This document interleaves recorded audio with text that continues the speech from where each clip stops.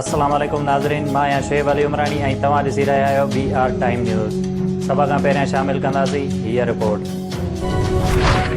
वज़ीरिस्तान में security forces जे operation में 5 दहशतगर्द मारिजी विया। ISPR मूजिबि सिपाही शबीर अहमद दहशतगर्दनि जे जानी नुक़सान पहुचाईंदे जाम शहादत नोश कयो। मरी वियल दहशतगर्द सिक्योरिटी फोर्सिस ते हमलनि ऐं टारगेट किलिंग अगवा बराए तावान में मुलविस हुया। असलो ऐं बारूद बरामद। कंहिं बि माण्हूअ जे तशख़्ख़ुस हमले ते क़ैद जी सज़ा 3 खां वधाए 5 साल कई वई। ट्रायल कोर्ट 6 महीननि जे अंदरि केस जो फ़ैसिलो कंदी। हुकूमत बेटा एक्ट तहत ऑर्डिनेंस जारी करे छॾियो। अमेरिका खां फाइज़र वैक्सीन जा वधीक 47 लख डोज़ पाकिस्तान पहुची विया।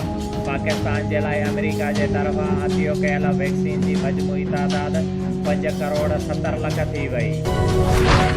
पंजाब जे मुख़्तलिफ़ शहरनि में पाबंदीअ जे बावजूदु पतंगबाज़ीअ जे ख़िलाफ़ पुलिस जो क्रैकडाउन।